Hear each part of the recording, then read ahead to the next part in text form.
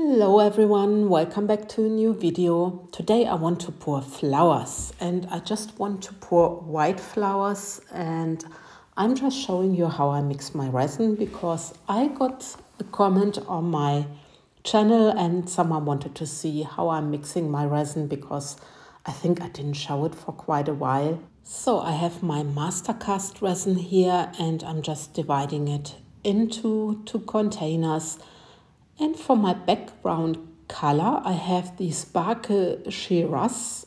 That's effect mica from Petra Jungblut.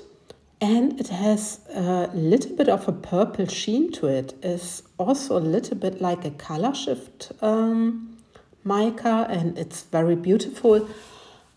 I have to be honest, I haven't used it for quite a while and I just discovered it again in my drawer. Sometimes you have so many pigments and then you forget what you have. So my second color is the white and it's the Resin Tint Max Titanium White, and I'm just putting this into my cup, just making sure that I have the right consistency. I think it is. But I'm also always cleaning up a little bit my stick after I mixed it to see if the consistency is all right, and you will see it there. It's not too opaque, but also not too transparent.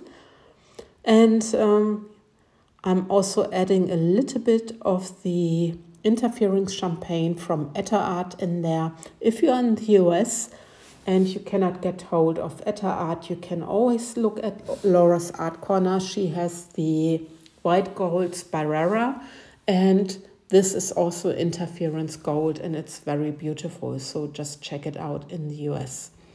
And here's my little cup, and I'm just putting a little bit of glass stones in there. I got this as a sample from Sandra Rettich. They are a mixture of light gold and a little bit silver. And I also mixed some druzy in there. So I have also a little bit sparkle with my glass glitter. So these are my colors mixed, and I can take my mold, and I decided to use the Geode CoasterMold from MoldsandShapes. It's the Round Geode mold. And I'm just dividing my resin now. Yeah, there I just used a little bit the heat gun for the bubbles which are on the top. So this is what I did off camera. I hope it's okay. And now I divide my resin. So I'm making sure I pour equally into the mold. And now I'm really laughing because I remember when I started doing my resin journey, I was weighing, so I have exactly the same gram in every mold. But this was so much work, and now I'm just eyeballing it, and I guess it's all a little bit about confidence, a little bit about experience, and yeah. So my molds, they are up to almost the rim. There's maybe 1 millimeter, maybe 1.5 millimeter left. So I can pour my flower, I can do my back layer. But now I'm just taking care of my bubbles. So I'm taking the heat gun just very carefully and gently to pop the bubbles because it's starting to become cold over here, and yeah, the resin is not completely bubble free, but I guess it's normal because the Mastercast is a very high viscosity resin. I also take my dotting tool and I'm just making sure I get rid of all the bubbles which are trapped at the edges. So you see me really being busy with my resin, and then I can go further.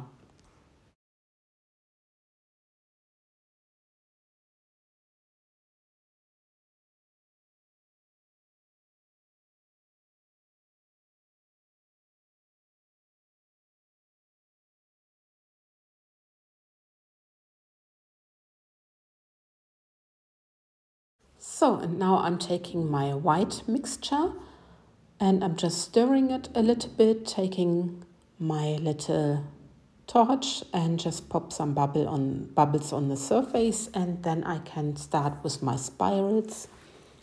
Like I say, or always say, the spirals is the easiest way to pour a flower. Of course, you can always pour differently, and if you are not sure with pouring out of the cup, just make sure you use a piping bag, because then you are really on the safe side.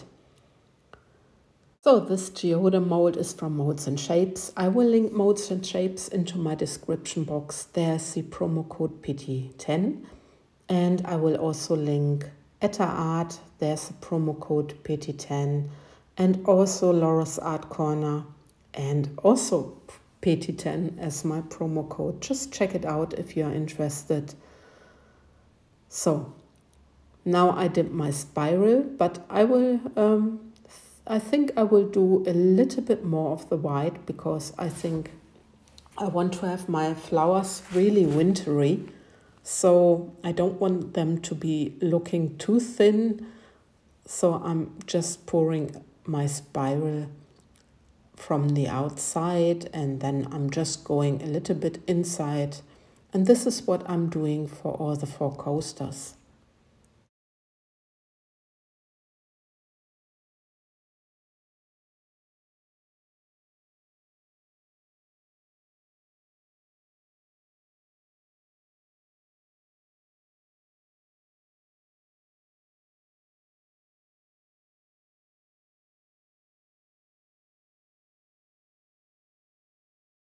Then I'm taking my glass glitter mix and I'm just using a little bit for my center. So I don't want to overdo it. I just want this little highlight in the center of the coasters so that it's not too blobby, because sometimes when you use glitter, or even also glass glitter, if you just put too much in there, it's just like a big blob, and this I wanted to avoid.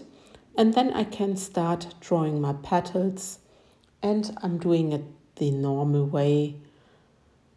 Just, 4 times from the outside in, and then I go into the 4 petals again. So in total I have 8 petals. And this I'm doing for all the 4 coasters. I also make the swirl in the center. Not everyone likes the swirl. I like to swirl in the center. So it's up to you what you do. You can also draw the petals a little bit different. You can at the end also put the dotting tool from the inside out, so you have a different flower design. But I just wanted it to be like this, and that the flowers look a little bit like snow, like a snowflake, just very, very, a very humbled flower.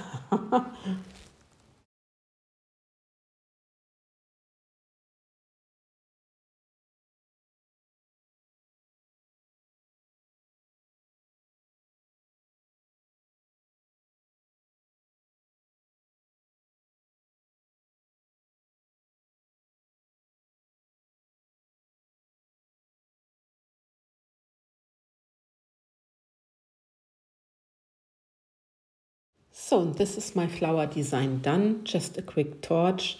And now I'm just using this sparkle shearers.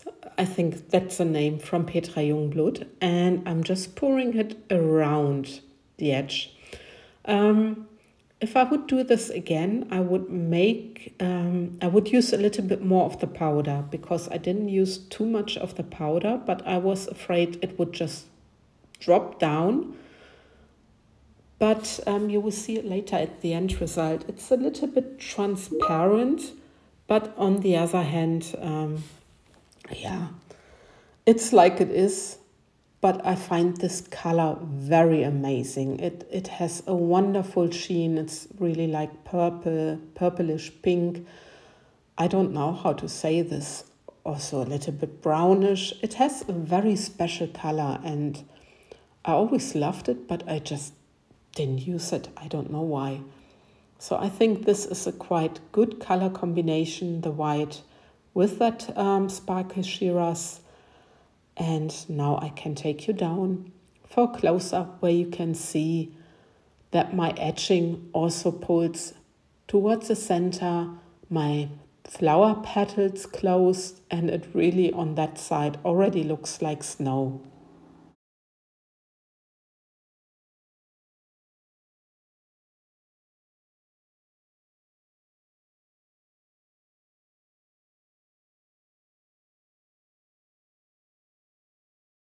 So, and this is now the next day, and I can demold. With the Mastercast, you can mainly in winter already demold after 12 to 14 hours.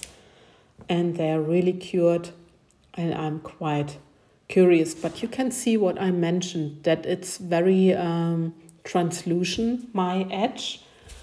But it is as it is. Next time I would make it a little bit more opaque with my pigment powder. So anyway, let's have a look how it's looking, how the flower's looking, how the back shading is looking. And look at that. I really love it. They really have a 3D effect. I love this light edge, this shimmer, and of course, I love the soft flower. It's really like a snowflake, and it gives winter vibes, snow vibes, and yeah, I'm very happy. I'm very satisfied with them. So the next one.